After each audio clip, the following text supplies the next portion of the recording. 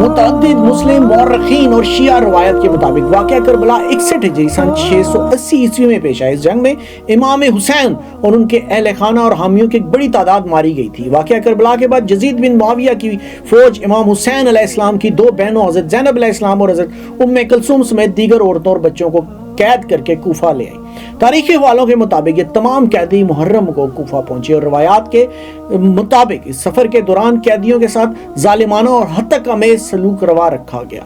کوفہ میں اسیری کے دوران سیدنا زینب اپنے ساتھ قید بنو ہاشم سے تعلق رکھنے والے اسیران کے رہنما کے طور پر ابھری۔ بعد ازاں انہیں کوفہ کے گورنر عبید اللہ بن زیاد نے دمشق بھیج دیا۔ روایات میں آتا ہے کہ دمشق میں سیدہ زینب اور یزید بن معاویہ کا آمنا سامنا ہوا اور یہیں حضرت زینب نے اپنا مشہور خطبہ دیا جس میں انہوں نے یزید پر کڑی تنقید کی۔ اس خطبے میں انہوں نے کہا کہ اپنی منصوبہ بندی کر لو، ہر ممکن کوشش کر لو، مگر خدا کی قسم تم ہماری یاد کو نہیں مٹا پاؤ گے، نہ ہی ہمارے پاس موجود وحی کو ختم کر پاؤ گے، نہ ہی تم خود پر لگے اس دھبے کو مٹا سکو گے۔ تمہاری رائے کی کوئی حیثیت نہیں اور تمہارے دن گنے جا چکے ہیں۔ جس دن منادی پکارے گا تو تمہارا یہ اجتماع بکھر جائے گا، ظالموں پر خدا کی لعنت ہو۔ سیدہ زینب کی وفات 62 ہجری 621 عیسوی میں ہوئی۔ مسلمان خصوصاً اہل تشیع فرقے سے تعلق رکھنے والے لوگ ہر سال 15 رجب کو ان کا یوم وفات مناتے ہیں۔ سیدہ زینب بنت علی کی تدفین کی جگہ تنازع کا باعث رہی۔ کچھ روایات کے مطابق سیدہ زینب کی وفات مدینہ میں ہوئی۔ بعض مورخین کا کہنا ہے کہ سیدہ زینب نے بعد ازاں شام کا رخ کیا، جبکہ بعض روایات کے مطابق سیدہ زینب کو کربلا میں پیش آئے واقعات کا تذکرہ کرنے پر جلاوطن کر کے مصر بھیج دیا گیا تھا۔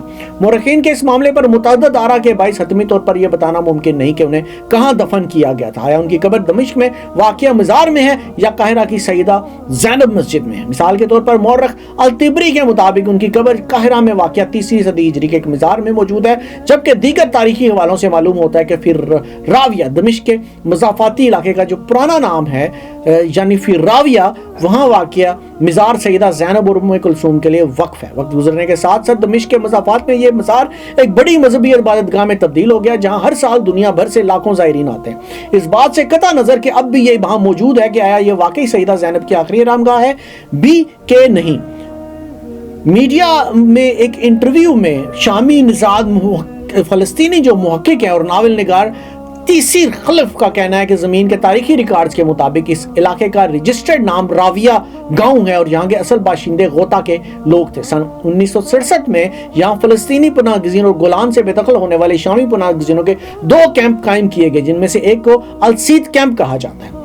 21ویں اور 20ویں صدی کے وسط سے یا اس کے آغاز تک یہ خطہ بنیادی طور پر فلسطینی پناہ گزینوں اور گولان سے تعلق رکھنے والے شامی پناہ گزینوں کی آبادیوں سے آباد تھا۔ 1980 کی دہائی میں یہاں کی آبادی کی اکثریت پناہ گزینوں پر مشتمل تھی۔ اس علاقے کے درمیان سے ایک سڑک دمشق کی طرف جاتی ہے جو اس علاقے کو 2 حصوں میں تقسیم کرتی ہے۔ سڑک کے دونوں جانب کے علاقوں کو 4 حصوں میں تقسیم کیا گیا، جس کے وسط میں مزار موجود ہے۔ یہاں کا سب سے نمایاں سیاحتی علاقہ جنوب و مشرقی محلہ ہے جہاں سیدہ زینب کا مزار واقع ہے۔ علاقے کے اس حصے میں ہوٹلز اور بھیڑ بھاڑ والے بازار شامل ہیں۔ فلسطینی کیمپ اس محلے کے مخالف سمت میں جنوب مغرب میں واقع ہے۔ جہاں تک اس علاقے کے عراقی باشندوں کا تعلق ہے تو وہ شمال مشرق میں واقع محلے میں رہائش پذیر ہیں۔ اس جگہ کو عراقین اسٹریٹ کے نام سے جانا جاتا ہے۔ سن 2003 میں عراق پر امریکی حملے کے بعد اس علاقے میں بسنے والی عراقی آبادی میں نمایاں اضافہ ہوا۔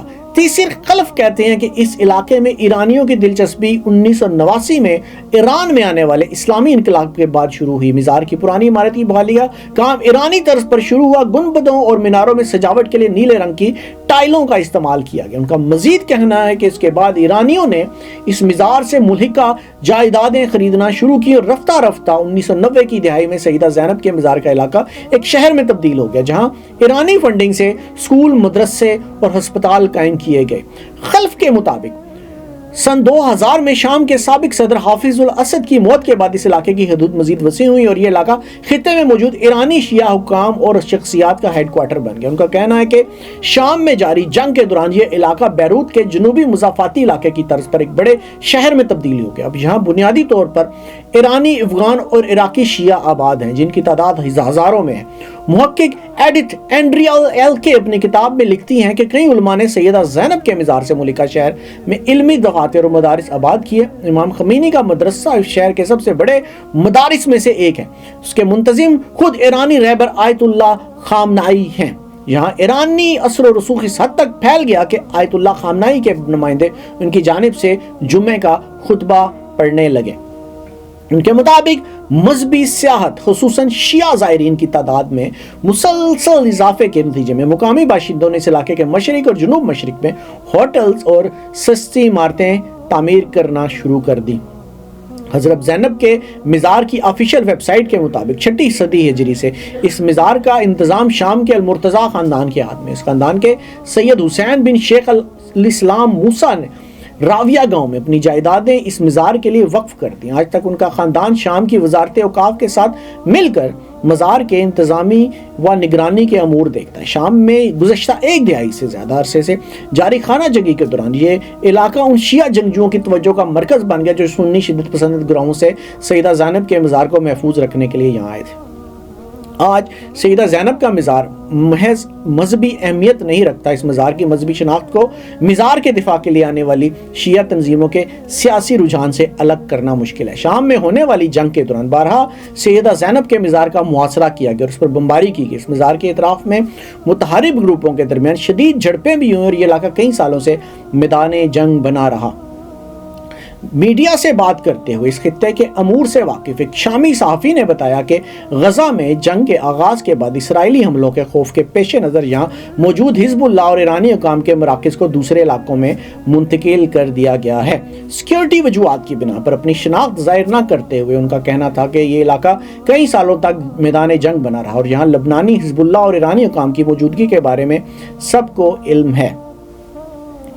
पिछली एक दहाई में यह इलाका एक ऐसे ईरानी लबनानी मरकज़ में तब्दील हो गया जहाँ शामी, लबनानी और इराकी शिया जंगजू मौजूद हैं। हमने इलाके में ईरान की मौजूदगी और उसकी नोयत के बारे में जानने के लिए दमिश्क में ईरानी सफारतखाने से रब्ता किए, लेकिन अब तक हमारे सवालात के जवाबात मौसूल नहीं हुए हैं।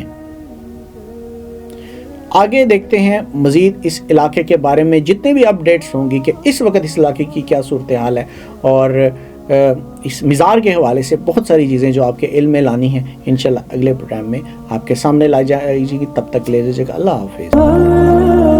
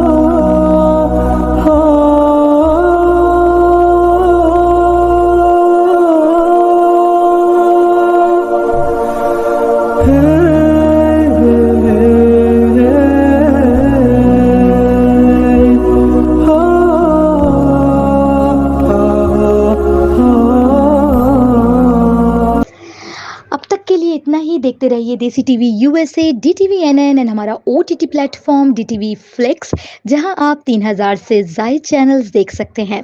So stay tune and stay with us.